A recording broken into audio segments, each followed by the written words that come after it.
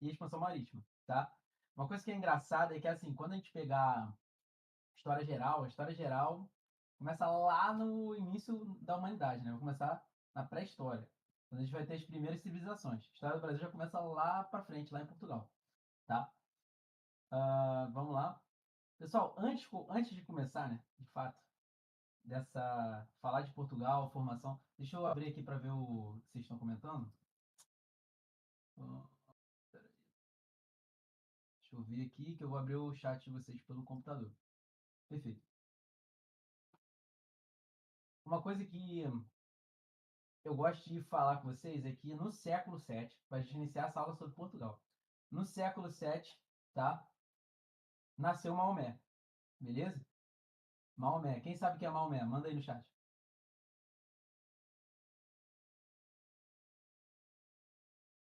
Maomé. Quem é Maomé? Ai, Pedro, esqueci. Maomé é o cara lá das Arábias, tá? É o maluco lá das Arábias. É nada mais, nada menos que o profeta do Islã, beleza? Por que eu começo falando dele essa aula? Seguinte, quando a gente tem lá Maomé, nascendo no século VII, se eu não me engano, é 632, tá? Depois de Cristo. Ele mesmo, profeta do Corão, tá? Isso mesmo. Com Moisés, não. É Maomé. Quando ele surge, tá? Quando ele nasce, ele vai fazer a Revolução Islâmica, tá? Vai fazer a Revolução Islâmica. E vai deixar umas ideias que são um pouco perigosas. Nem vou dizer que ele deixa as ideias, tá? Ele vai deixar uma ideia de uma coisa chamada jihad. Alguém já ouviu falar nisso? Jihad. O que seria essa jihad? Vou escrever para vocês aqui. O que é? Jihad. Jihad é uma ideia, tá, que surgiu no Império Árabe chamada expansão da fé islâmica. Beleza? Só que não foi ele que deu essa ideia de expansão na base da porrada. Quem fez essa ideia vai ser o tio dele, tá? Maomé vai morrer, o tio dele vai assumir o Império Árabe e o tio dele vai falar: olha, quando Maomé disse expansão da fé islâmica, ele tá falando que é expansão na base da espada, meu irmão. A gente tem que atacar todo mundo para expandir a fé e suprimir as outras religiões, tá? Então o tio dele, tá? Vai fazer essa malandragem quando o Maomé morre e vai meio que deturpar um pouco o que significa jihad e começa a ser uma expansão na base da porrada mesmo. E aí vai dar origem ao que a gente chama de o Império Árabe, tá? Esse aqui, olha o tamanho do império, beleza? Começa aqui em Meca, né? Onde Maomé ele vai ter fundado o islamismo e vai se expandir para tudo quanto é canto. Da... Vai para expandir tudo quanto é canto aqui, de todos os lugares, ó.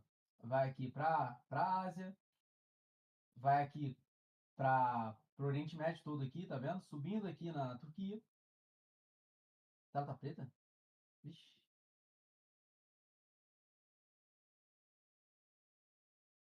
Foi? Quando eu faço assim, fica preto? Fica preto ou não? Estranho. Assim, fica preto? Tá, vou fazer desse jeito então. Vou fazer desse jeito então. Tá. É... Deixa eu só ver um negócio. Tá tudo certo ainda? Tá indo agora? Tá.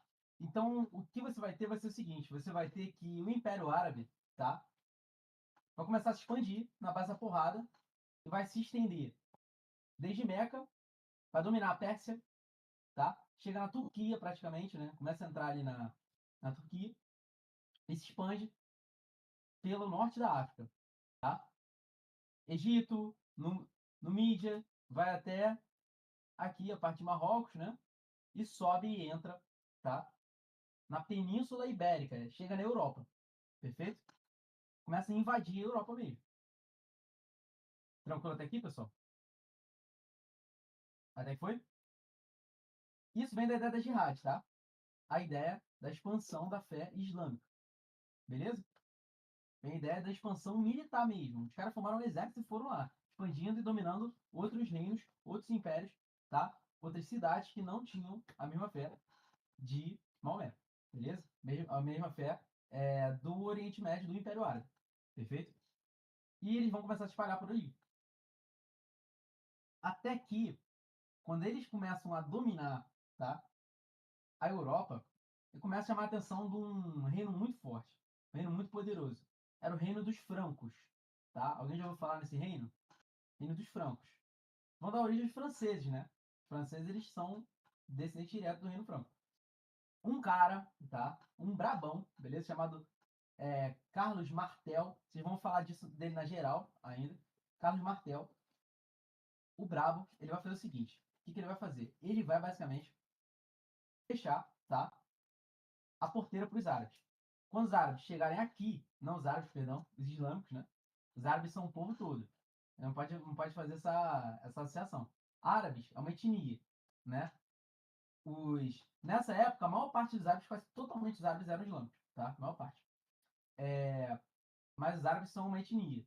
Os islâmicos, beleza? Eles são o quê? Eles são pessoas de uma religião, tá? São pessoas de uma religião. Não necessariamente são árabes, não necessariamente são. Pode ser de tudo quanto é jeito. Pode ser brasileiro islâmico, ou muçulmano, né? É a mesma coisa. Perdão, pessoal.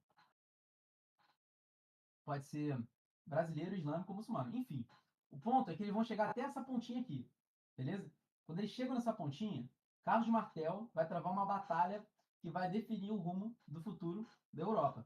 Se não tivesse sido essa batalha, talvez nós estaríamos falando agora o árabe, tá bom?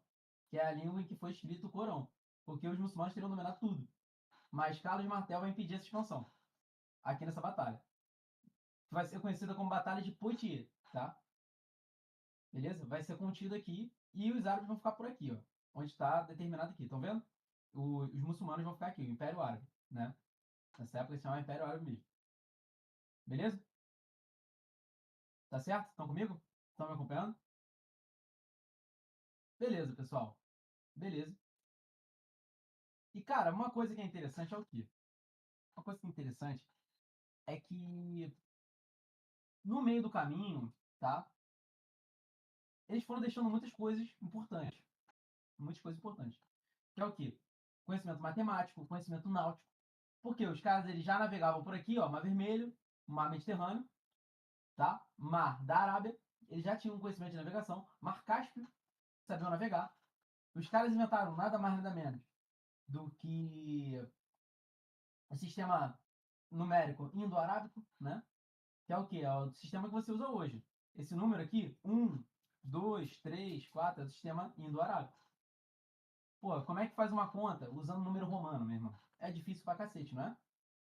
Ó, isso vezes isso aqui. Como é que tu vai fazer? É difícil pra caralho, não é? Agora, quando o camarada inventa uma multiplicação com o número indo-arábico, porra, é uma revolução absurda, né? Então, os árabes que inventaram tudo isso. Vários conhecimentos, tá? A vela triangular, tudo que Portugal vai dizer que inventou, na verdade, foram os árabes que inventaram. A gente já vai falar um pouco disso pra frente. Mas eles trouxeram muitos conhecimentos para essas regiões aqui, principalmente para a Europa, tá bom? Na Europa aqui, a gente chama de Império Árabe tudo, tá? Mas, na verdade, tinham várias dinastias, né? Tinham vários povos dentro desse império.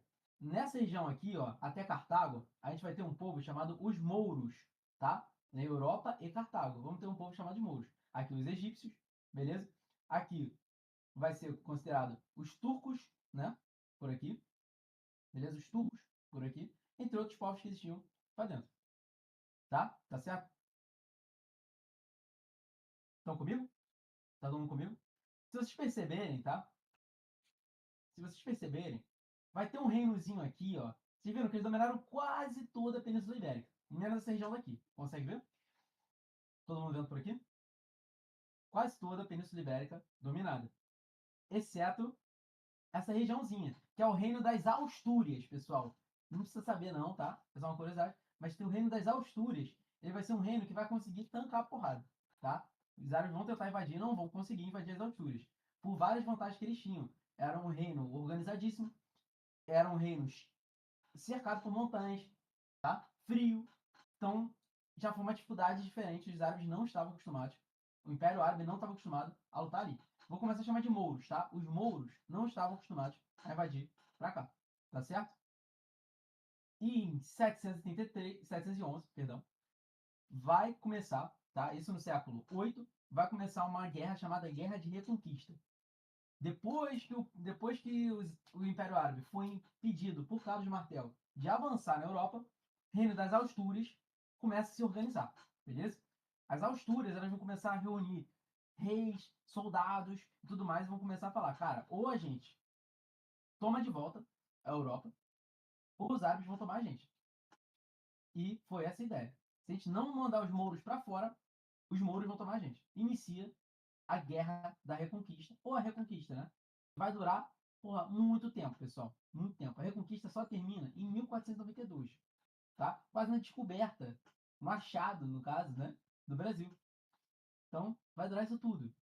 Beleza? Em 1492 a gente tem a última batalha, que é a Batalha de Granada, em que os árabes são jogados para fora, realmente, da Península Ibérica. Mas vai durar muito tempo. E é muito interessante a gente ver, né? Das Astúrias, os reinos começam a se expandir, começam a surgir vários reinos, tá? Começa a surgir Leão, Castela, Navarra, Aragão e Catalunha. Estão comigo até aqui? Foi, né? Todo mundo comigo?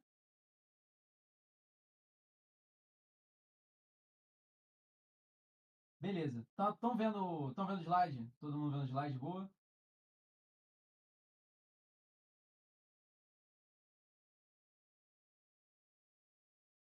Cara, vai ter. Agora eu vou contar pra vocês o seguinte. Vai ter, tá?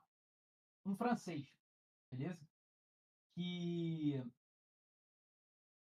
em 1096, tá? 1096, vai ter enfiado a porrada numa porrada de mouros. Vai ter matado vários mouros em batalha, tá? O nome desse cara é Henrique de Borgonha. O cara era uma lenda da batalha.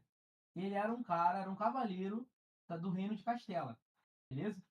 É um cavaleiro do reino de Castela que vai ter tomado um condado chamado Condado Portucalense, onde ficava um porto chamado Portugal, que estava sob domínio dos árabes, tá? Dos mouros, beleza? Estava sob domínio dos mouros. O que acontece? Esse Henrique de Borgonha, ele vai fazer um fenômeno de batalha, vai ser um lendário. E o rei de Castela vai chegar para ele e vai falar: ô Henrique de Borgonha, você fez um feito absurdo na batalha. Sem você, nós não teríamos conquistado boa parte de Castela, nem teríamos conquistado o condado portucalense. Tá? Ao francês lá, né? O seguinte: olha, você já vem da Europa, vem de uma família nobre, você é um cara com bons contatos, nada mais justo do que eu oferecer minha filha em casamento. E aí o Henrique de Borgonha pensa, né? Poxa, interessante, né? Ter a filha dele em casamento. Imagina o dote que o cara vai me pagar. E ele aceita eu falo, Vossa Majestade, seria uma honra esse casamento. Ele aceita o casamento, tá? Aceita se casar com a filha do rei de Castelo. E o dote, além de muito dinheiro, prestígio, soldados, ele vai receber o condado portucalense. Esse território aqui, ó, tá? Condado portucalense, onde fica Portugal, como eu falei. Vai ser dado como dote, tá? Para o Henrique de Borgonha. Aqui, olha, o Henrique de Borgonha aceitando, né? Pedindo a mão da filha dele em casamento, né? Tudo mais. Perfeito? Estão vendo aqui, né? E ele vai receber esse condado para ele. Beleza? Estão comigo aqui, pessoal? Todo mundo indo?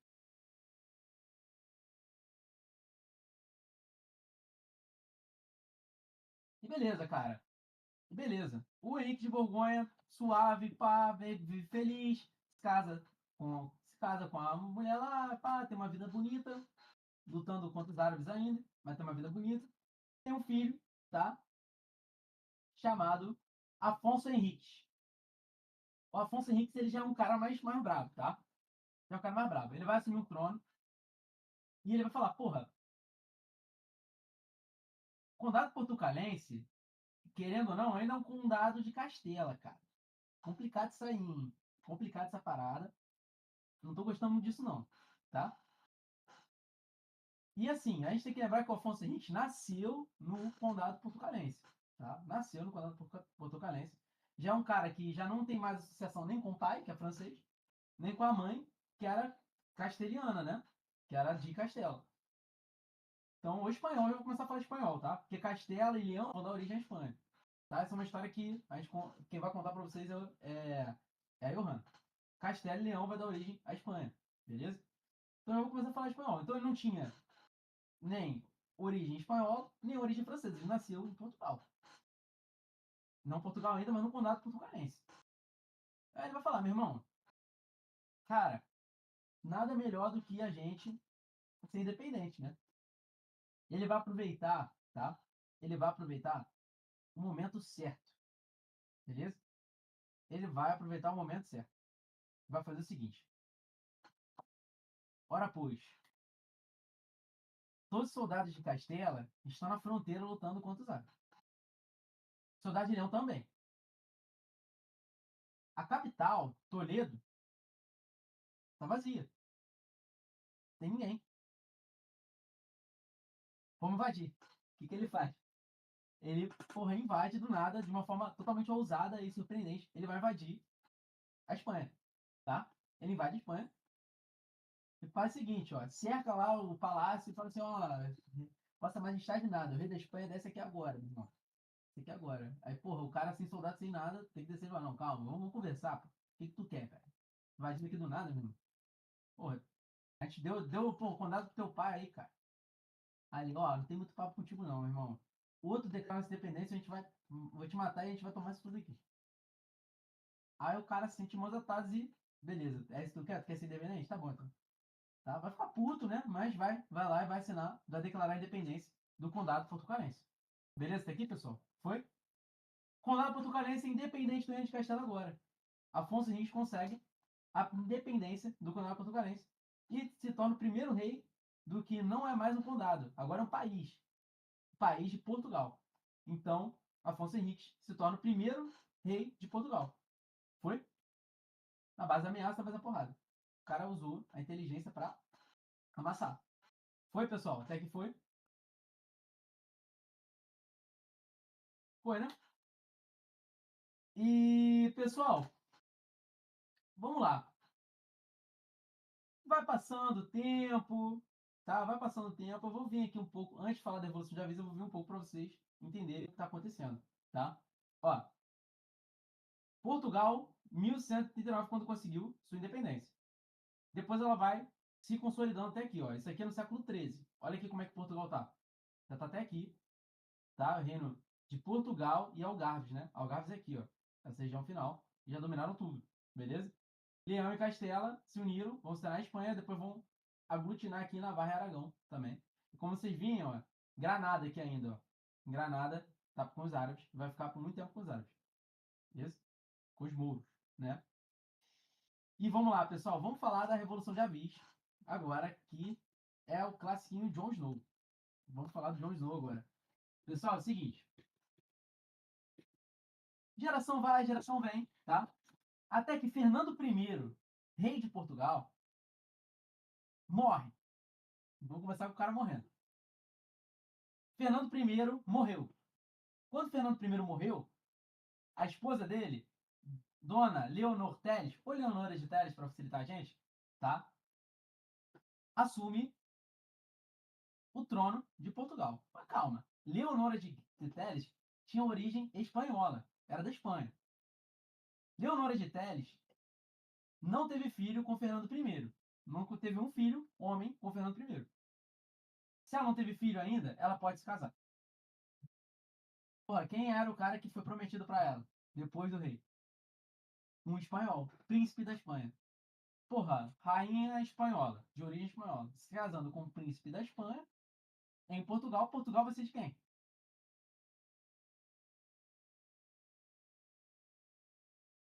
Da Espanha, pô. Faz sentido? Portugal vai ser da Espanha. Então, o que vai acontecer é o seguinte, pessoal. O que vai acontecer é que, porra, os portugueses não vão querer isso não, né? Não vão querer isso não. Vão começar a arrumar um jeito de sair dessa parada, beleza? É bom a gente falar o seguinte, cara, Portugal sempre foi coladinho com o Atlântico, né? Então Portugal sempre foi sustentado por comerciantes. Era uma galera que, pô, vendia vinho do Porto, vendia bolinho de bacalhau, todas essas paradas que a gente tem, sardinha, né? Tinha muitos pescadores. Isso eram iguarias que eram vendidos ali desde a época, tá? Desde 700. Desde 700 é vendido até hoje lá. Então, assim, era um país feito de comerciantes. Foi o primeiro país, tá, a surgir. Com a independência ali, era um país. O que não era ainda em Espanha, foi o primeiro de todos. Todos os países, primeiro foi Portugal. Então, assim, era um país de comerciantes, navegadores, tá? Era um país que tinha muitos navegadores, muitos comerciantes. E era a galera que sustentava ali. Por mais que tinha uma nobreza, já existia uma burguesia que realmente não mandava no país, mas sustentava o país de fato. Então era um país com grana, tá? E era um país que a burguesia influenciava demais, tanto na política, tudo mais, uma burguesia de comerciante, tá? A gente já pode chamar de burguesia porque já estamos falando, né, da Baixa Idade Média. Então já existiu, já surgiu essa burguesia que está comercializando pesado ali em Portugal. Tranquilo, pessoal? Foi até aqui? Entende? A burguesia são... Tá? Comercializava bem. Era uma galera que comercializava muito, tá? Uma galera pesada que investia bastante, tá? E assim, e essa rainha já tava querendo cortar os laços dessa burguesia. Então a burguesia já ficava puta já com essa situação e ela não queria voltar pro rei espanhol, tá? Que era um rei extremamente católico, um rei das antigas tradições, tá? Não queria ser mais um condado da Espanha. Não queria voltar a ser o condado da Espanha. O pessoal já estava independente e queria continuar independente, comercializando sem imposto, percebe? Sem imposto pesado. Então o que eles vão começar a fazer? Eles vão fazer o seguinte, olha, porra, vamos dar um jeito. Os burgueses pensando entre si, ó, galera, vamos fazer o seguinte. Não vamos deixar essa Leonora de Teles quebrar o nosso esquema, não. Vamos arrumar uma galera, juntar o pessoal e organizar uma revolução aqui. Mas, pô, pra gente ter uma revolução, a gente precisa de alguém. Aí precisa de um cara, de um nobre. Quem era esse cara? Dom João Mestre Avis, Jon Snow, tá? Não é o mesmo, tá? Obviamente não é o Jon Snow da série. Mas é um bastardo do rei Fernando I, que morreu, né? Era um bastardo, tá? Do rei que se casou com Leonor de Teles. Vão falar pro bastardo, ó, meu irmão, tu vai ser o próximo rei de Portugal. O cara, porra, eu? Tem certeza? Aí tem, cara, mas ele fala, pô, mas eu não tenho exército. Aí, aí os burgueses, não, a gente tem dinheiro, a gente vai bancar teu exército. Pô, mas eu não tenho muitos contatos. Aí, porra, ô Dom João, a gente influencia em todos os pedaços de Portugal a gente consegue influenciar. Nós temos contatos, nós temos comerciantes contatando a gente. Até a galera da Espanha a gente influencia, porque a gente tem dinheiro, meu irmão. Então, fica tranquilo, isso é com a gente. Agora tu precisa fazer uma revolução aqui. E o cara vai fazer, meu irmão.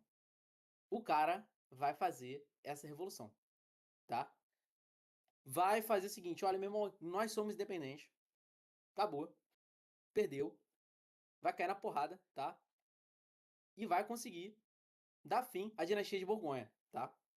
Vai conseguir tirar Leonor de Teles, não vai deixar o espanhol chegar para se casar com ela, impede que o espanhol chegue para se casar com ela, manda Leonor de Teles, tu não é da Espanha, volta para lá, manda de volta para lá e Dom João Mestre Avis, tá? Assume, Jon Snow assume o trono, consegue o trono. E tá aqui, ó, só peguei uma fotinha deles para vocês verem, ó, Dom João Mestre Avis, feinho, coitado, né?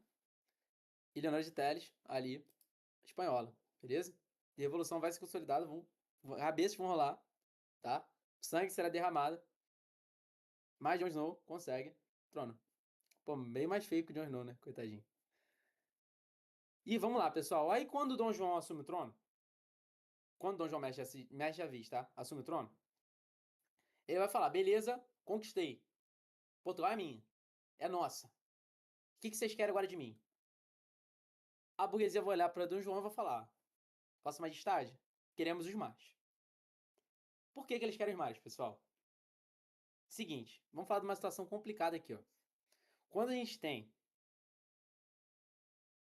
quando a gente olha para o cenário político, tá? No momento da Revolução, em 1300 e pouco, né? Século XIV, a gente vai olhar o seguinte. a gente vai ver que metade, tá, do mar Mediterrâneo está sob controle de quem? Dos árabes, do Império Árabe. Tá. Outra metade, quem faz o comércio são duas cidades italianas, Gênova e Veneza. Eles controlam todo o comércio aqui no Mediterrâneo também. E tinha uma coisa no século XIV, que começou ali, que estava dando dinheiro absurdo. Alguém chuta o que é? Tá dando dinheiro surreal nessa época? Especiarias.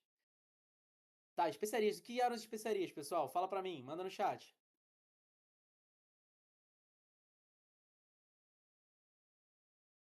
Açúcar. Açúcar menos, tá, Giovanni? Tava começando a o açúcar. Pimenta, canela, tempero. Boa. Cara, mas qual era a especiaria mais importante pra Europa nessa época? Duvido alguém acertar. Duvido alguém acertar. Era o que? Era o cravo? Era pimenta? Qual que era?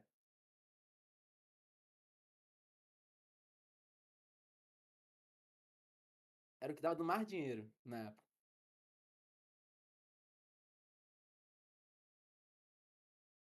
Pimenta? E Vitor, vai entender agora o que eu tô falando. Cravo? Sabe o que era, pessoal? Era o sal. O sal. O sal era a especiaria mais importante, tá? Da... Porque assim, não tinha, você tem que pensar o seguinte, não tinha geladeira. Não tinha porra nenhuma. Além de ser um ingrediente indispensável, né, para melhorar a palatabilidade, né? O paladar, sei lá como se fala. Mas o gosto, o sabor da comida, né? Deixar mais palatável a comida, porra, faz as coisas não estragarem. Faz as coisas não estragarem, tá? O que não tinha geladeira, pô. Então, assim, vira uma febre. Irmão, dá pra o quê? Guardar comida. Dá pra guardar carne pro exército por muito tempo. Eu posso agora empreender uma viagem muito mais longa em navio porque com proteína, né? Então eu posso o quê? Conservar as coisas muito mais fácil, usando a carne. Perfeito? Então, assim, vai ser a especiaria mais importante, além de todas as que a gente tá falando, né? Cravo, canela, tudo isso é verdade, tá? E então, e tem um problema. Você compra especiarias da onde? Compra especiarias ou das Índias, que vinham por duas rotas. Ó, a da Índia, Calicut, tá vendo? Eu compraria aqui, ó, por Constantinopla, Império Bizantino e tudo mais. E aqui tem um problema, né? Eu tenho aqui os eu tenho aqui, qual é o nome? Os italianos aqui, né, controlando essa rota de Constantinopla, ou direto pela África, porra, que tá dominado pelos árabes. Então, assim, se eu tentar de um lado, tem os árabes me impedindo. Se eu tentar de outro lado, tem os italianos. Então, porra, qual o jeito de eu safar isso? Qual o jeito de eu conseguir comercializar essas especiarias? Comprando direto da fonte. Qual era a fonte, pessoal, das especiarias?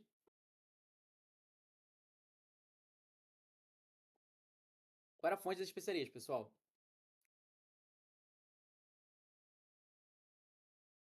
As Índias, pô. Exatamente. Então, eu tinha que navegar até as Índias, tá? Precisava, cara, precisava. Outro motivo, pessoal, dos mares. Outro motivo dos mares é o seguinte: olha Portugal, olha a Espanha, inimiga, inclusive, né? Rival, pelo menos, né? Era rival, o principal rival de Portugal era a Espanha. Abraçando aqui, ó, Portugal por terra. Então, assim, não tem outro jeito. Tem que navegar. Eu tenho que dominar os mares. Tem até uma frase, né? É de Fernando Pessoa, não sei, navegar é preciso. Vem disso, tem que navegar. Portugal precisa navegar de qualquer jeito. Percebe? Então, galera, alguns motivos aí do pioneirismo português nas grandes navegações. Foi o primeiro país a se consolidar. Conhecimentos mouros. Galera, os mouros trouxeram astrolábio, tudo isso, tá? O casco do navio em formato de V. Antigamente era tudo reto, em casco de V. Vela triangular. Tudo isso quem trouxe foram os mouros, tá? Foram esses árabes que chegaram aqui com um conhecimento absurdo, matemática, né? É impossível deles comercializarem, né, especiarias. Monopólio italiano. Os únicos europeus que comercializavam especiarias de forma efetiva eram os italianos. A burguesia tava com. A burguesia estava com dinheiro e estava motivada a investir nesse comércio, tá? Revolução de aviso, obviamente, né? Porque a burguesia ela consegue o poder completo ali, né? Não o poder completo, né? Tem uma nobreza que ainda tá em cima dos burgueses, mas eles conseguem influenciar mais. Porra, posição geográfica, como eu falei, basicamente obriga eles a irem pro mar. E galera, tinha umas lendas de espírito aventureiro. Cara, isso daí, agora do espírito aventureiro, é mais ou menos, tá? Até tinha, tá, pessoal? Até tinha, mas eu não é. A gente tem que entender o seguinte, cara. Não é o que mais contribuía, mas de fato existia, tá? Ah, tipo, Tu acha mesmo com. Vai ter um doido que vai falar, meu irmão, eu vou, porra, lá pro meio do mar, num lugar que eu nem sei se é possível chegar, que era as Índias. Vou circundar a África inteira, porque eu sou aventureiro, meu irmão. Porra, cara, tu vai morrer, sim, tá ligado? Então, assim, era muito difícil, ainda mais um nobre, um maluco que às vezes, pô, pra comandar um navio, o cara tem que ser foda. Então, assim, cara, espírito aventureiro existe, tá? Existe, influenciou algumas coisas, tá? Mas eu digo que é muito mais algumas coisas específicas, tá? Por exemplo, existia uma lenda chamada Lenda do Reino de São Sebastião, tá? Que era a lenda de um reino, beleza? Que existia no meio da África, um reino cristão no meio da África. A África toda cheia de muçulmano, tinha um reino de São Sebastião, tá? Que era um reino cristão no meio da África. Era uma lenda que existia, mas e realmente existia, tá, pessoal? A gente começou com uma lenda, mas realmente existia um reino cristão ali dentro, tá? E não era tudo como eu imaginava, né? Era um reino bem menor, tá? Surgiu umas lendas, tá? De, de que, porra, tinha um reino ali. E o pessoal começou a tentar, porra, a se motivar para tentar encontrar esse reino, encontrar essa parada, tá bom? Pessoal, rapidinho, um segundo, tá? Já volto. Então nós temos ali, tá? É, esse reino, tá? Esse reino cristão que existiu no meio da África, beleza? E, cara, é uma doideira isso aí, é uma doideira. Vai influenciar em várias histórias, essas paradas. Tem um cara, tá? Isso lá depois. Vai ter um cara que é o rei Dom Sebastião. O que ele vai fazer? Ele vai procurar esse. Ele vai invadir, tá? Marrocos. Conquista Marrocos e tudo mais. E vai continuar uma expansão católica por ali, tá? Ele some, beleza? Ele desaparece, não volta para Portugal, tá? Eu vou falar disso com você no futuro. Surge uma lenda chamada surge uma lenda não, surge um movimento chamado Sebastianismo. Este até hoje, né? Este até hoje esse movimento, que é o pessoal esperando ele voltar. É uma festa tradicional lá em Porto, né, que tem. É... E Sebastião, o pessoal até hoje, tipo assim, até hoje não, mas na época ficaram assim, quase um século esperando Dom Sebastião voltar na praia, mano. E no Porto, ia lá pro Porto, ficava esperando Dom Sebastião voltar e nunca voltou porque ele morreu, né? Ele morreu. Mas por causa de um boato que nunca encontraram o corpo dele, falaram que não, ele foi se aventurar no meio desse reino perdido aí, cristão e tudo mais, e ao retornar depois com um exército de anjos. Era papo furado, tá? O cara morreu na batalha lá e ninguém sabia de nada. Mas enfim, vamos voltando aqui. Voltando aqui. E galera, vai começar a parada. Vai começar a parada. Então, navegar é preciso, vamos navegar. Vai começar um empreendimento muito grande por parte, principalmente da burguesia, investindo pesado. Cara, a expansão marítima de Portugal durou 90 anos. Então, assim, foi um processo longo, tá? Um processo de, porra, muito investimento, não foi uma coisa rápida. Que o objetivo principal era qual? Chegar até as Índias, né?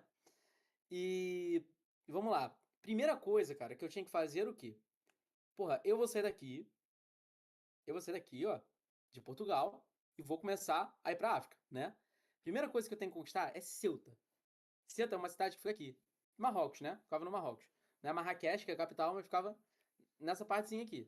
Bem no Estreito de Gibraltar, né? Estreito aqui. Eu precisava conquistar isso aqui. Por quê? Era uma cidade moura, cheio de piratas. Então, assim, porra, a pirataria comia solta aqui. Então, se eu passasse por aqui com um navio, eu ia ser emboscado diversas vezes. Então, eu precisava conquistar a cidade. A gente tinha um porto, onde tinha muitos piratas, e conquista a cidade primeiro. Certo? Perfeito? Além disso, eu controlava aqui rotas interessantes de marfim africano, tá? A pessoa matava elefante, né? Tirava, marfim era muito valorizado. Então, ó, várias rotas de marfim africano eram controladas por aqui. Então, conquistando Ceuta, eu controlo o Estreito de Gibraltar, pego rotas de marfim africano e ouro também, tá, pessoal? E aumento a segurança da costa, principalmente a segurança da costa, tá, pessoal? Agora vamos lá, vamos prosseguir nessa expansão marítima. Conquista das Ilhas Atlânticas, pessoal, foi o segundo passo. Que é o quê? Azores, Madeira, Canárias e Cabo Verde, né, pessoal? Essas ilhas são famosíssimas hoje em dia, né? Foi o segundo passo da expansão marítima. Aconteceu em 1420, né? Foi um processo de 10 anos aí para conquistar essas ilhas.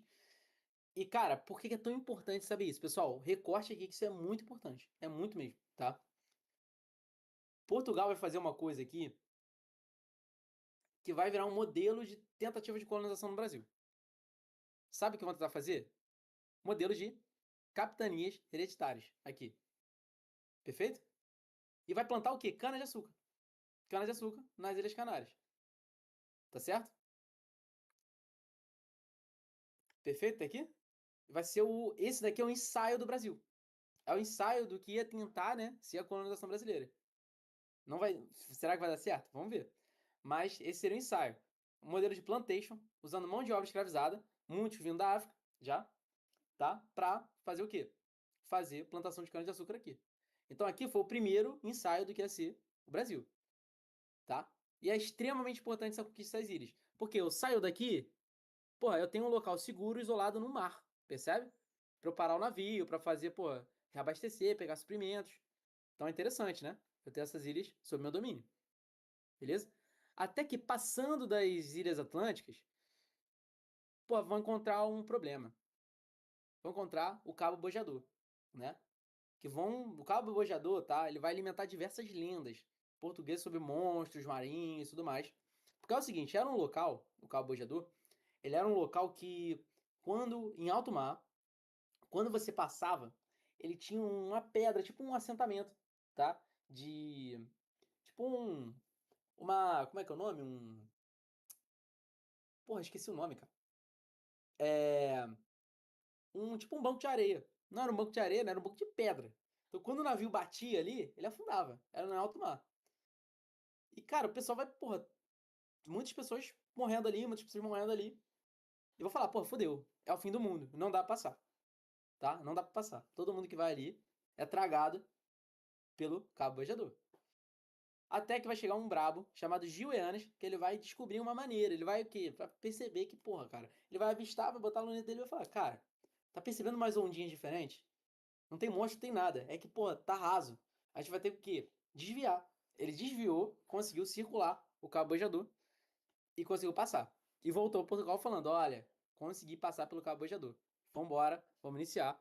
Não é o fim do mundo porra nenhuma. A África é grande pra caralho, a gente tem muita coisa pra explorar ainda. Beleza? Estão comigo até aqui?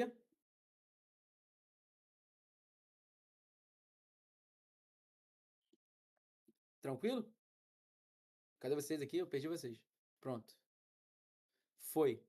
Agora a gente vai falar do nosso brabo, Diogo Cão. Essa história é maneira, hein? Fica aqui.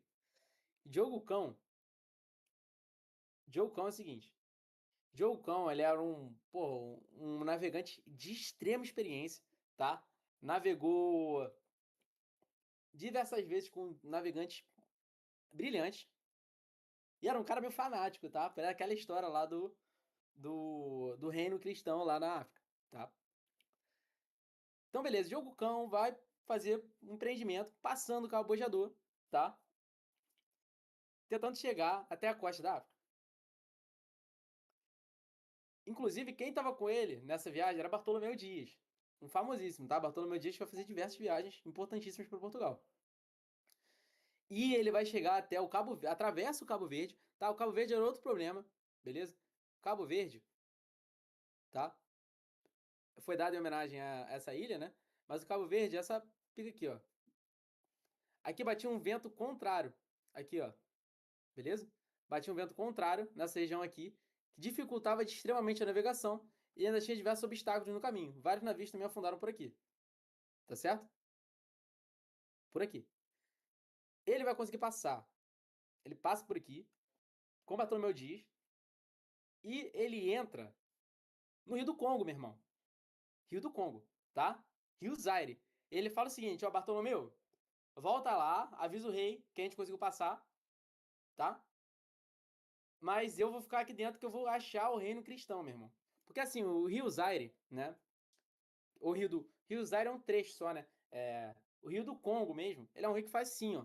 Ele começa aqui pra cima, depois ele vem aqui no meio, lá pra savana africana mais densa que tem. Sinistra, cheio de leão, cheio de problema, né? Ele vai, meu irmão. Ele fala: quer saber? Eu vou atravessar essa porra, eu vou achar o reino cristão. Achou foi porra nenhuma. Achou a própria morte ali dentro, que ele nunca mais foi visto, nunca mais aparecido. Nunca mais foi visto, não. Sabe o que encontraram? Encontraram algumas rochas. Olha, inscrições de Portugal, que provavelmente foi feito pela expedição do Diogo Cão, tá? Diogo Cão, ó, perdido ali no meio da África, ó. Lá no Rio Zaire aí, ó. Aqui, ó. Encontraram aqui, ó. Inscrições de Portugal. Aqui a bandeira, a cruz, né? Encontraram até um amém ali. Isso é português antigo, ó. Tá? Então, assim, encontraram lá no meio da África os caras fazendo uma reza, que é uma oração, tá? Se ferraram, mano. Morreram ali no meio lá do negócio. Mas ele, pelo menos, fez um avanço importantíssimo, que foi conseguir atravessar esse trecho daqui. Beleza? Vai passar. E o próximo, brabo, é o Bartolomeu Dias. O Bartolomeu Dias, ele vai fazer o seguinte. É um cara de extrema experiência. Muito, muito sinistro também. Vai ter feito diversas expedições. Até que ele consegue passar. E, porra, chega no limite da África. Quando ele chega no limite da África, ele vai encontrar um local que parecia impossível de passar. Impossível. Era uma costa sinistra, assim, cheia de pedras pontiagudas, tá? E que parecia que não tinha um caminho seguro para conseguir atravessar. Ele vai voltar. E volta e fala assim com o rei de Portugal: Vossa Majestade, tenho duas notícias. Tem uma boa e uma ruim. Qual que você quer primeiro? Aí Vossa Majestade vai chegar para ele e vai falar: Ó, alegre meus dias. Conte-me a melhor notícia que você pode me contar. Depois a gente vê os problemas. Fala, pô, Vossa Majestade, seguinte. Cara, consegui atravessar a África. Achei o caminho. A África tem um fim, tá? Ela não é infinita, não. Consegui circular. Passando ali, as Índias devem estar logo ali depois. Aí ele, pô, que coisa boa, ótimo, tudo mais. Aí ele falou, então fala logo a ruim. Então, não dá pra passar. Tem um cabo ali no final, que eu vou chamar de Cabo das Tormentas. É um cabo que, inclusive, duas das naus que estavam comigo afundaram, foram tragadas pelo mar, quando tentaram passar por ali. Aí o rei vai falar pra ele, calma, navegante. Não vamos deixar as coisas dessa forma. Vamos mudar o nome. Em vez de ser Cabo da Tormenta, vamos chamar de Cabo da Boa Esperança. Porque, pô, tem uma esperança boa de que a gente vai conseguir atravessar isso aí. E, cara, aí vai. E não vai ser com Bartolomeu Dias, não, que vai ser atravessado. Vai ser com Vasco da Gama, que além de ser o primeiro navegador português a chegar nas Índias, é o primeiro a atravessar o Cabo da Boa Esperança, o Cabo das Tormentas, e também, né, é o time mais fraco do Rio de Janeiro hoje em dia, tá? Não consegue superar nunca o Fluminense, beleza? Mas o cara era um bom navegante, tá? Ó, chegou aqui, passou do Cabo da Boa Esperança e, porra, parou em Moçambique, parou em Angola, foi uma porrada de coisa. Chegou em Calicut, comércio com as Índias, comeu solto e voltou e falou: meu irmão, cheguei, descobri a rota. E o cara foi muito esperto, mano. O cara que ele percebeu, ele inclusive montou uma rota aqui, ó. Ele não foi por dentro, ele foi por fora, porque, como eu falei, lembra? O vento vinha contra. Aqui ele pegou o vento a favor e conseguiu passar. Beleza? Flamengo é bairro. Não precisa nem falar do Flamengo. Ó, e essa viagem vai se chamar de Périplo Africano, tá? Périplo Africano. Que é o quê? Basicamente, eu circulo a África toda e, e basicamente fazia circunnavegação. Eu ia contornando a África. Eu montava feitorias, tá vendo? Montava. Eu vou te explicar o que é uma feitoria já já, tá? Mas eu montava bases, depois eu atravessei. Beleza? Ó, cara, muito importante. A gente, muito mais do que atravessar a África, isso vai deixar o quê? Um legado pro futuro do Brasil. Tá bom? Porque é o seguinte, a África, depois do Périplo Africano, ela vai se tornar o quê? Uma locomotiva escravista, tá?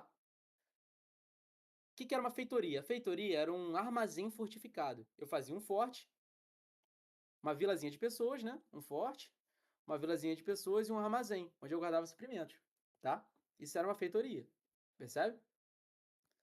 Tranquilo? Então eles vão fazendo várias feitorias aqui nesse caminho, percebe? Algumas capitanias também, né? E o que vai acontecer é o seguinte, pessoal. O que vai acontecer é que os caras vão descobrir uma parada maneira. Vão descobrir uma parada maneira para Portugal e péssimo para o futuro da humanidade, né? O que foi que eles descobriram? A burguesia, pensando simplesmente no dinheiro, descobre o quê? Porra, os reinos africanos fazem escravidão, naturalmente, né? Escravidão pelo quê? Escravidão por dívida e guerra, né? Geralmente por guerra, tá? Os reinos africanos, eles dominavam todo lugar, escravizavam os outros povos que estavam ali, beleza? E aí os europeus começam a pensar, porra, vamos fazer um comércio com eles, vamos fazer um escambo com eles, vamos trocar produtos nossos, vinho do Porto, cachaça, açúcar, e a gente troca por escravo com eles. E aí vai começar, tá? Uma locomotiva de comércio escravista, que futuramente vai se tornar a maior porta de saída, tá, de escravos do Brasil. Beleza? Percebe? Vai ser a partir desse comércio entre os reinos africanos e, e as feitorias portuguesas, tá? É muito, assim, importante a gente falar que a lógica muda, né? Nenhuma, vamos falar, eu já, não é nem a aula que eu falo disso, mas eu vou abrir um parênteses aqui. A gente precisa diferenciar, tá? A escravidão antiga da escravidão moderna, né? Qual é a melhor, pessoal? Qual é a escravidão mais tranquila das duas? A moderna ou a antiga? Alguém sabe dizer? Pô, Avi, nenhuma. Existe uma tendência das pessoas em falar, ah, não, a antiga era mais suave. Mas sim, a escravidão, ela já é um pressuposto de, porra, que tira o poder de vida do cara, né? A autonomia do cara. Ninguém quer ser escravo. Ninguém quer ser escravizado, né? Até se mudou esse termo, tá? Então, mas é importante comparar, Aline. É importante comparar, porque tem diferenças, tá? A, a escravidão antiga, ela é uma escravidão que ela é baseada o quê? Em guerra e dívida. Ela não costuma ter, tá? Pode ser que tenha, pessoal. Isso não é uma obrigação. Mas ela não costuma ter etnia, não costuma ter uma etnia específica, não costuma ter. É, não costuma visar o lucro. Ela não visa o lucro. Ela visa o quê? Uma atividade social, né? Guerra ou dívida. E assim, se o cara não tem dinheiro para pagar, ele vira escravo. Se o cara for dominado, vira escravo, tá? Então, uma atividade social, uma guerra, uma dívida, e o cara pode ser branco, preto, amarelo, o que for, maluco, ele sofre, tá? Ele sofre essa condição de ser escravizado. E assim, nesse momento, geralmente, tá? Não 100%, pessoal. Existem. Tudo que a gente fala de história e humanas, existem em cada lugar que a gente for ver, a gente vai ver uma parada diferente. Mas a escravidão antiga, a gente vai ver o quê? A gente vai ver que muitas pessoas, tá? Elas possuíam certos direitos. Algo mais direitos do que na moderna. Porque elas não eram vistas apenas como uma propriedade, como um produto. Ela era vista como uma pessoa que estava numa condição de escravidão, tá? Então, por exemplo, existia um exemplo que eu vou dar para vocês que é inimaginável a gente ter na escravidão moderna. Por exemplo, existem escravos, tá? Existem escravos romanos que tinham uma condição social muito melhor do que às vezes um patrício, mano. Isso já aconteceu, tá? Tipo, tem uma história famosa, um escravo de César, que ele foi sentar para tomar uma cerveja num bar. Aí o cara assim chegou e, você tem marca de escravo, você não bebe aqui. Aí ele, não, pera aí, meu irmão. Eu não sou o que é escravo, não, eu sou escravo do César. Aí, porra, maluco. Aí os patrícios estavam tentando arrumar briga com ele. Não, tira os patrícios daqui. Tiraram os patrícios de lá pro cara ficar bebendo. Então, era uma condição. Muitas vezes o cara aceitava ser escravo, por exemplo, para ser protegido por uma família em decadência. Então, assim, existiam umas relações completamente diferentes. Óbvio, ninguém queria ser escravo. Porque escravo é você abdicar de uma autonomia sua, ser escravo, né? Sofrer a escravidão, né? É você abdicar, não abdicar, né? Sofrer essa imposição de perder completamente sua autonomia, é, sua muitos direitos, né? Básicos, direitos humanos que você tinha, você perdia, tá? Você podia sofrer qualquer motivo desse. Então, agora sim, quando a gente pega a escravidão moderna, ela é étnica, ela é baseada em etnia, tá? Principalmente quando você teve sobre o povo africano, né? Tá? O povo africano, então ela é étnica e ela visa o lucro, tá, pessoal?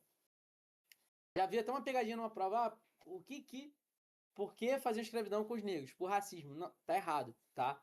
O racismo é originado por causa da escravidão. Eles faziam por causa do lucro, tá? Lucro, pra ganhar dinheiro, tá? Esse comércio de escravizados africanos era pra lucrar. Era um comércio extremamente lucrativo.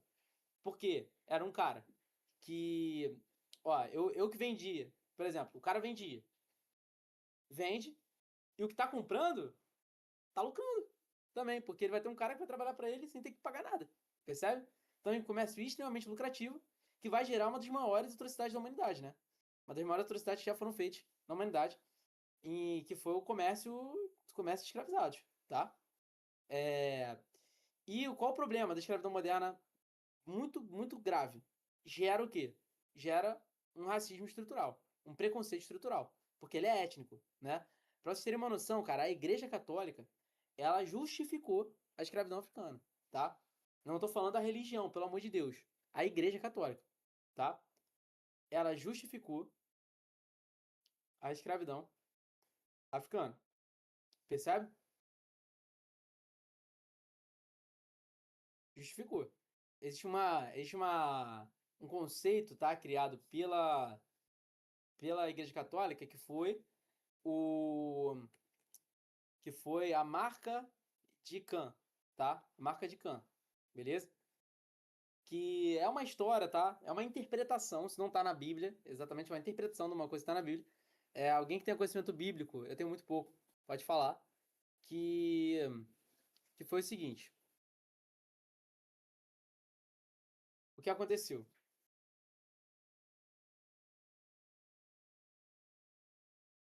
O, você tinha ali, tá? O Noé, né? Mariana era braba. Noé, né, que fez a arca e tudo mais, ele tá com os filhos dele, tá? E filho ou neto, não lembro.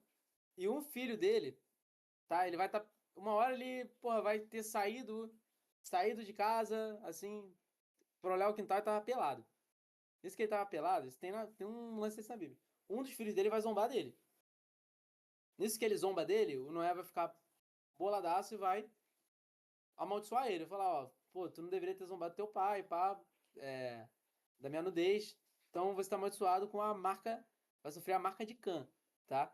Aí os caras, eles vão começar a falar, pô, Cã caiu na África. Cã, a marca de Cã, sabe o que é? É a pele. Vai falar que foi isso. Os caras vão nesse conceito. Então, assim, eles são pecadores por nascença, eles têm uma linhagem amaldiçoada. Então, a Igreja Católica falava, nesse caso, eles podem ser escravizados, tá? A Igreja Católica, ela chega a falar isso, tá? Instituição, beleza? Uma instituição. Era uma justificativa que era propagada por cristãos. Porque assim, cara, na ideia do cristianismo, se humanizasse, todo mundo ia ver que aquilo era uma merda, né? Era um absurdo o que estavam fazendo. Então, para não parar a grana de rolar, eles tiveram que dar um jeito. E foi esse jeito que eles deram. Essa aula vai ser bem depois, tá? Provavelmente com outra professora, vocês vão ter. Vamos voltar aqui pro negócio. Mas é muito importante a gente fazer esse parênteses, porque cai muito isso no Enem, tá? Essa parte da escravidão. É muito importante a gente falar também, porque foi uma das maiores atrocidades que a humanidade já cometeu, né? A expansão marítima das Espanhas. Galera, as Espanhas, né? Como era conhecida a Espanha antigamente, vai fazer expansão marítima da seguinte forma, tá? Tava vendo, porra, Portugal tava mandando ver e vai falar, cara, a gente precisa arrumar um jeito de comercializar com as Índias. Porque assim, Itália dominou o comércio pelo Mediterrâneo. Portugal dominou o comércio pela África. Como é que a gente vai fazer? Rei da Espanha tava lá de boaça, num dia calmo, tranquilo, tomando ali, assistindo La Casa de Papel na televisão, né? Tava lá de boa, Rei da Espanha. Até que vai chegar um cara lá no palácio. Ele, porra, ele vai ver o que tá acontecendo aí, cara. Chega o cara, aí chega um auditor assim do rei e vai falar: ô, senhor rei, seguinte, vossa senhor rei é o caralho, vossa majestade, não, perdão, vossa majestade, tô num dia meu calmo. Vossa majestade, seguinte, tem um cara aí falando que sabe chegar até as Índias. Aí ele é quem? Ele é um louco? Não, não é um navegador. Mas, porra, chegar até as Índias? Como? Quer iniciar uma guerra? Deixa esse doido falar. Eu vou dar 3 prosas de palavra pra ele. E aí chega quem? Senhor Cristóvão Colombo. Vai chegar lá. Vai falar, ô Vossa Majestade, tem um caminho para chegar até as Índias. Aí ele, mas qual caminho? Mediterrâneo não dá. África não dá. Qual é o seu plano? Então, Vossa Majestade, eu sei de uma forma da gente chegar. Sabe o que eu vou fazer? Eu vou pegar um navio e vou atravessar o mundo e sair do outro lado. Se eu atravesso o mundo e caio do outro lado, cai na Índia. O rei vai, pô, tá maluco, né? Esse cara fumou o quê, meu irmão? Fumou alguma paradinha aí pra tá falando uma parada dessa, né? Não tá bem. Aí não, meu irmão, como com calma. Todo mundo sabe que a Terra é plana. E tu tá querendo que eu invista em você navios pra tu cair do outro lado da borda? Não, pô, isso aí é absurdo que tu tá querendo. Pode tirar daí. Ah, não, não, calma aí, calma aí, que eu vou te provar que a Terra é redonda. Aí o cara vai falar, tá de sacanagem. Tá de sacanagem. Então tá bom, ó. Tu tem 1 minuto pra me provar, senão tu vai ralar daqui e nunca mais vai voltar. Aí ele vai falar, Vossa Majestade, está vendo aqueles navios ali?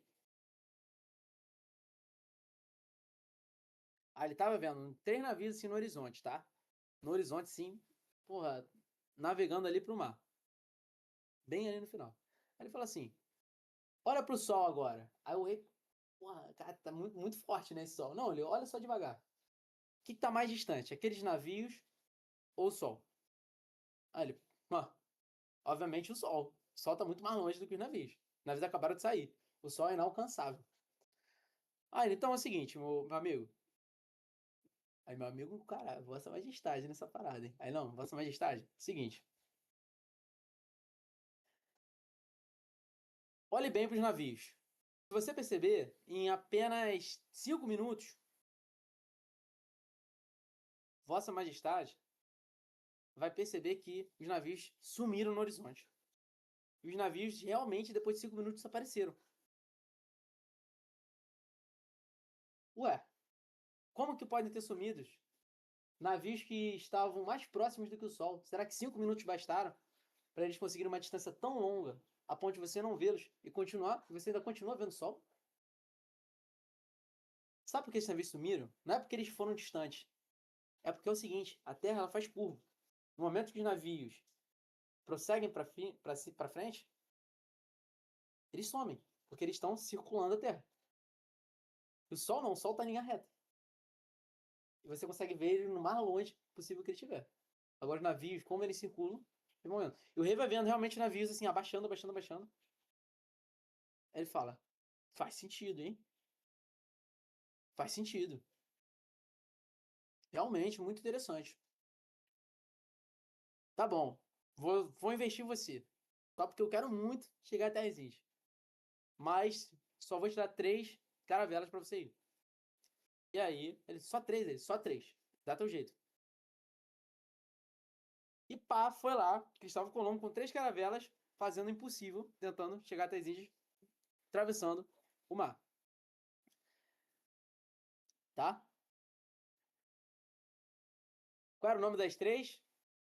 Quem sabe? Vou deixar, quem lançar aí, quem lançar o nome correto aí, vai ganhar um parabéns. Vou continuar a aula. Até o final eu falo. Tinha nome de santo, boa. Isso aí. E, cara, vamos lá. Aí Cristóvão Colombo sai, começa a ir nada. Ele tinha calculado que mais ou menos passando um pouquinho daqui, ó, ele já ia chegar. Passou aqui nada, passou aqui nada, e nada, e nada, e nada. E não chegava em lugar nenhum, meu irmão. Não chegava em lugar nenhum. Aí nisso lá, pô, já tava tendo rebelião dentro do navio, o pessoal, pô. Aí ele teve que, pô, prender o pessoal no porão, um monte de parada. Ele vai falar uma frase que ficou icônica, né? Ele vai falar, olha, ou chegaremos, ou encontraremos as Índias. Boa, Maia pesquisou, hein? Parabéns. Ó, é... E ele vai falar uma frase icônica, ele vai falar, ou chegaremos às Índias, ou chegaremos ao fim de nossas vidas, a morte. E chegou em nenhum dos dois. Chegou nas Américas. Mas não sabia que tinha chegado, né? Bateu aqui, nas Américas. E quando ele chegou lá, um monte de nativo assim, olhando. E aí, qual é tu, meu irmão? Tá pra... Aí, não, calma, calma. Aí ele, porra, ó. Então, chegamos nas Índias, mano. Esses são os índios. Até hoje, cara. Índios, indígenas, vem que o cara tinha achado que tinha chegado na Índia. Encontrou americanos, né? Indo. Pessoas das Américas, nativos das Américas, e achava que era índio. Vera Cruz é um nome que vai ser dado ao Brasil, tá? Depois que acharem o Brasil, tá? Então, ele falou, esses são os índios aí, porra, maneiros índios, pá. E, porra, cadê as especiarias aí, índio? Aí eu, especiaria? Porra, de especiaria que esse cara tá falando? Aí, não, sal, ele tentando se comunicar com sal. Aí, tá maluco, meu irmão? Ó o doidão aí falando besteira aí. E aí ele, porra, vai. Cara, o cara vai tentar voltar 4 vezes e não vai achar nenhuma especiaria. O Colombo volta. Ele volta por aí e fala, ó, achei as Índias. Aí, pô, maneiro, tu é brabo mesmo, tu provou que o mar não... que o mundo não é plano. Mas e aí, cadê as especiarias? Aí o cara, pô, não achei não. Aí, não, já que tu achou as Índias, maneiro, volta lá, volta lá. E o cara vai ter voltado 4 vezes, mano. 4 vezes e não vai ter achado nada, tá? E não vai ter percebido, ele ainda vai achar que tá nas Índias. Doidinho aí, achando que tá nas Índias. Aí, um cara, Américo Vespúcio, vai começar a ver vai começar a estudar, tá? O cara lá da Europa mesmo, começa a estudar, assim, os traçados que o Colombo fez e falou, meu irmão, esse cara aí não tá nas Índias, não. Ele tá no novo continente, tá? E o continente que deveria ser Colômbia foi chamado de América. Porque quem percebeu que o Colombo tinha descoberto o novo continente não foi o próprio Colombo. Foi Américo Vespúcio. Ou seja, perdeu o nome, rapaz. Virou América depois dele, beleza? Então, Colombo ficou de pista. Ficou de pista. Encontrou um novo continente, achou que estava nas Índias, ficou 4 vezes, voltou, teve chance de perceber que não estava. Ficou aí de bobeira, né? Se ferrou. Olha a carinha do coitado. Triste, né? Tá até meio tristinho, né? Aqui, coitadinho. Mas a América foi expulso, percebe. Que o maluco foi. Ó, as 4 viagens que ele fez, tá? Viajou pra cacete, meu irmão. Aqui, ó. Ah, pá, indo, voltando, indo, voltando, indo, voltando. Não achou nada. Beleza? Tranquilo, né? E aí começou, né? A Espanha e Portugal começar, pô, os dois já estavam navegando, já estavam. E aí vai começar a parada, né? O primeiro tratado foi o Tratado de Toledo, tá? O Tratado de Toledo era um tratado que dividia o mundo entre norte e sul, tá? Norte é da Espanha, sul de Portugal, tá? O primeiro tratado foi esse. Depois, cara, eles, pô, vão fazer o seguinte, vão, calma aí, o Portugal, vamos mudar essa história aí, vamos mudar essa história aí.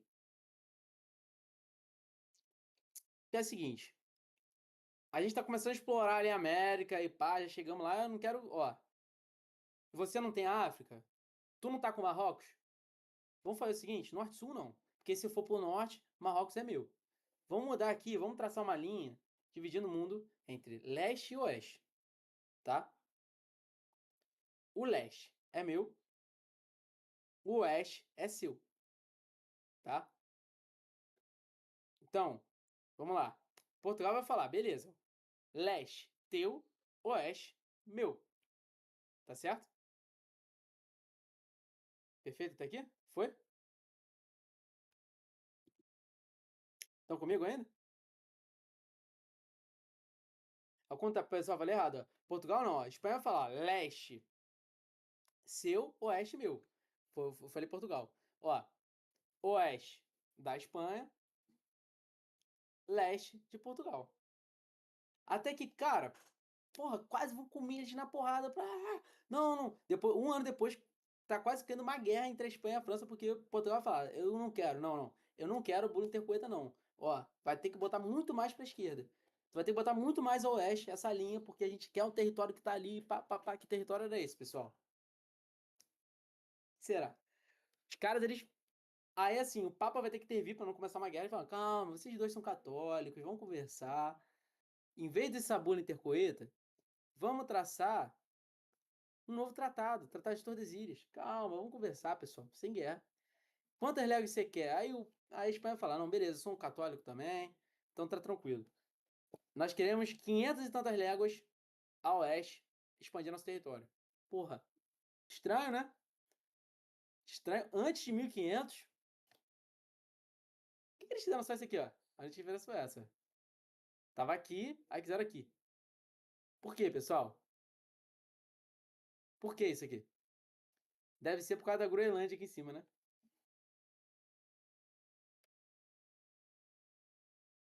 Antes de 1500. Estranho, hein? Tá? Quem descobriu o Brasil, pessoal?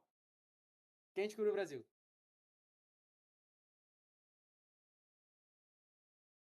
Não, debativo não. Quem descobriu? Uma penca de gente.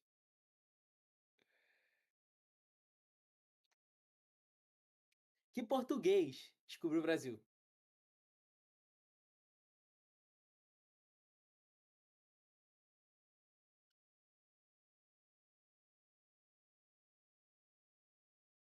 Quero ver quem é o brabo.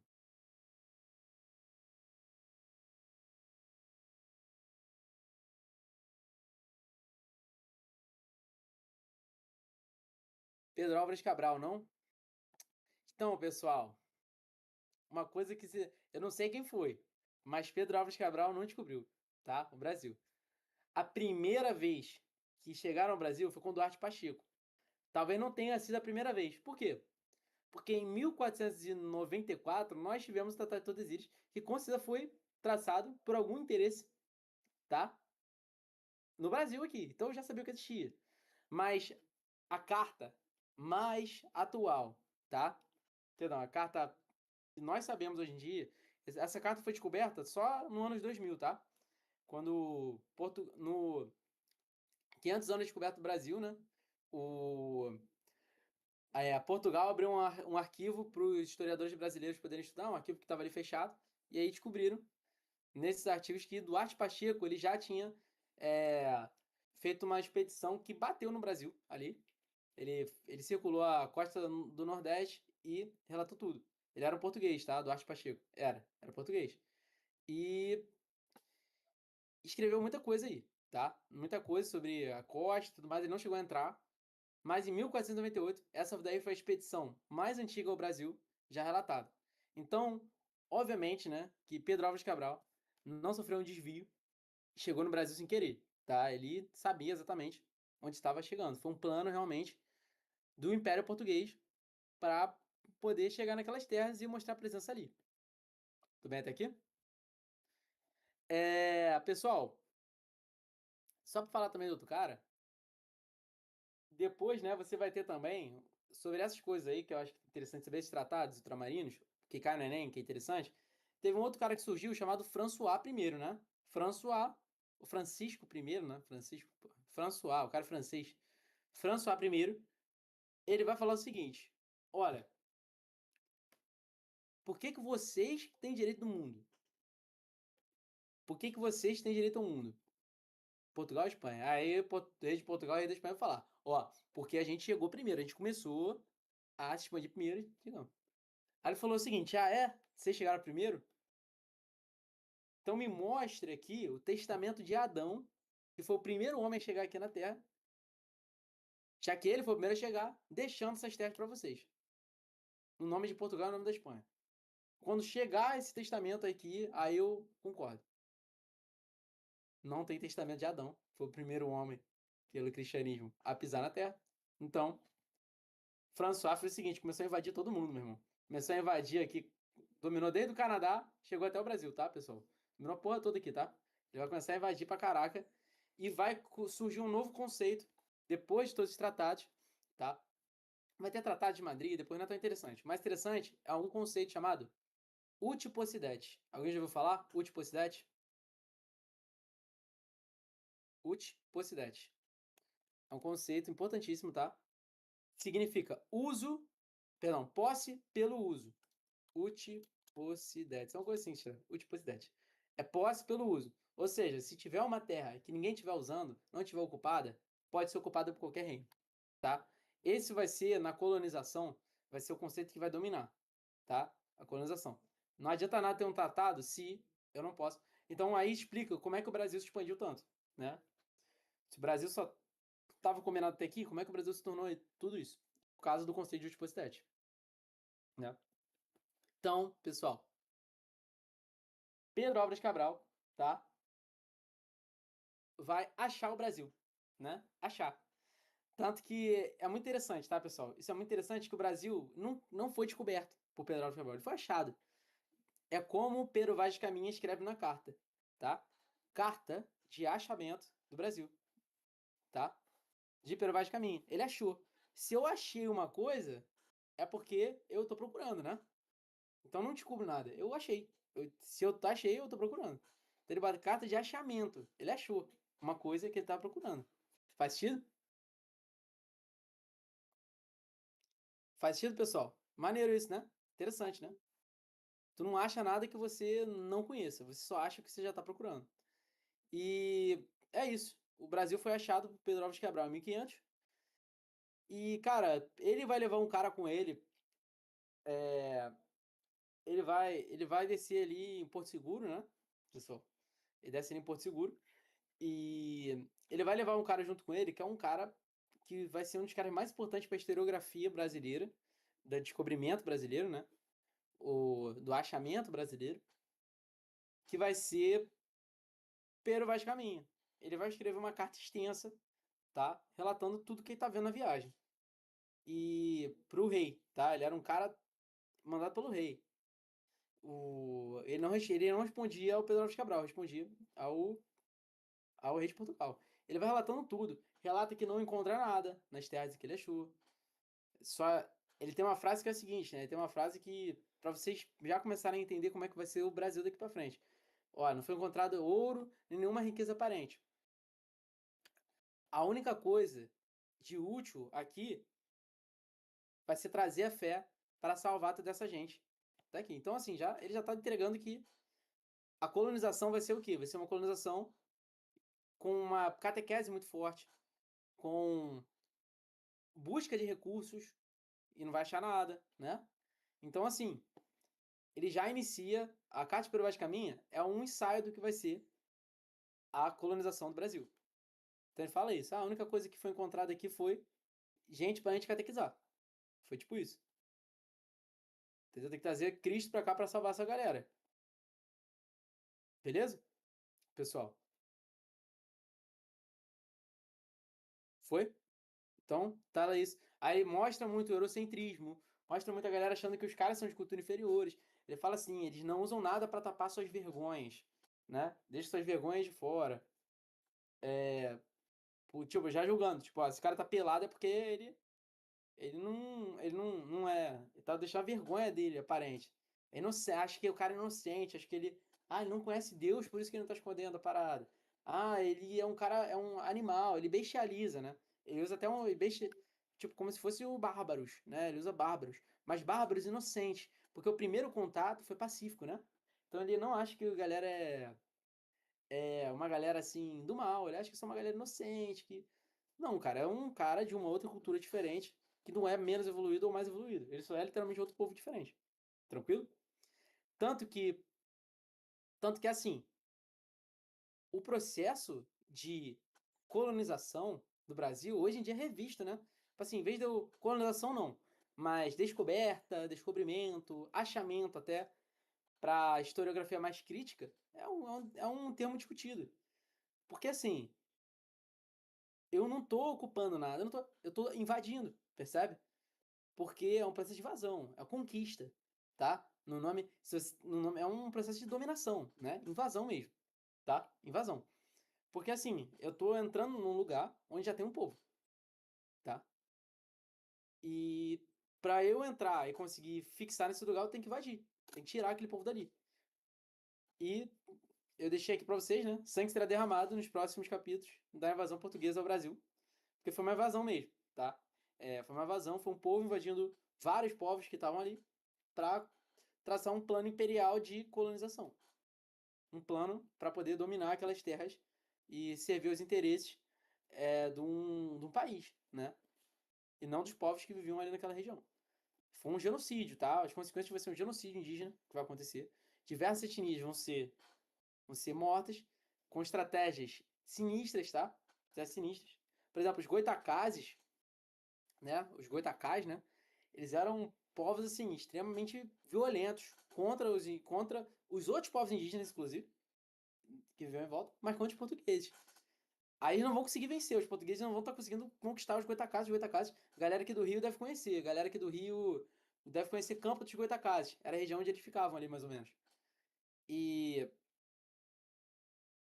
cara, eles não vão conseguir vencer, não vão conseguir vencer. Os caras, eles... Pô, os caras, eles eram realmente canibais, tá? Não era antropofágico, não. Não fazia ritual, não. Eles caçavam gente pra comer. Era nesse nível, tá? Os goitacazes.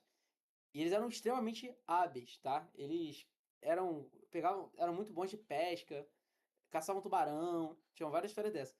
Cara, o único jeito que Portugal vai conseguir vencer os caras vai ser dando. Eles vão trocar, fazer um comércio com eles. E vão trocar camisas infectadas com varíolas.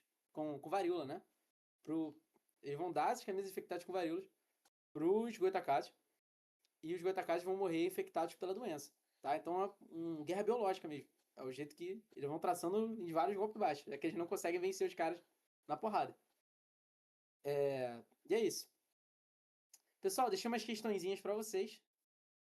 Na próxima aula, eu mando para vocês a resposta. Façam. Não olhem o gabarito, tá? Só depois que vocês fizerem. O importante é vocês errarem aqui e não errarem no Enem. Então, se errar, tá maneiro. A gente deixa lá para vocês fazerem. Beleza? Eu vou fechar aqui, pessoal. Nem almocei ainda.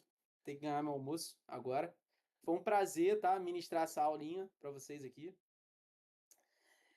E espero que a gente possa prosseguir com aulas mais incríveis do que a minha, com a brabíssima professora de vocês, que eu não vou dar o nome ainda, mas ela conhece, ela conhece a gente da equipe aqui, ela conhece a Raíssa, e vai ser muito bom, tá?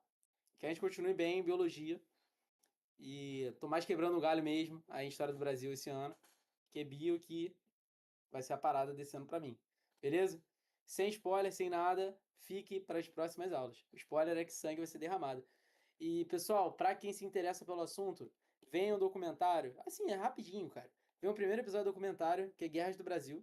É um documentário bem, bem legal. Tem um historiador indígena lá que ele defende uma tese muito maneira. De que a guerra contra os indígenas ainda não acabou no Brasil, né? E é uma tese muito interessante porque, de fato, não acabou se a gente for ver diversos espaços em que os indígenas continuam sendo massacrados. Recentemente nós tivemos o caso dos Yanomamis, né? Não sei se tem no YouTube, não. Tem no Netflix. Tinha no Netflix, quando eu vi. Eu vou mandar pra vocês, vou mandar pro Rafa. Aí ele vai postar. Tá no próprio slide. Bem interessante, assim, mostrar que essa guerra provavelmente... provavelmente não. Existe, tá? Provavelmente. Essa guerra existe, continua. E vários indígenas são mortos. E o projeto genocida contra os indígenas continua acontecendo no país. Perfeito, pessoal? Fechamos? Fechamos? É isso, até a próxima. Um grande beijo a todos. Valeu, pessoal. Fui!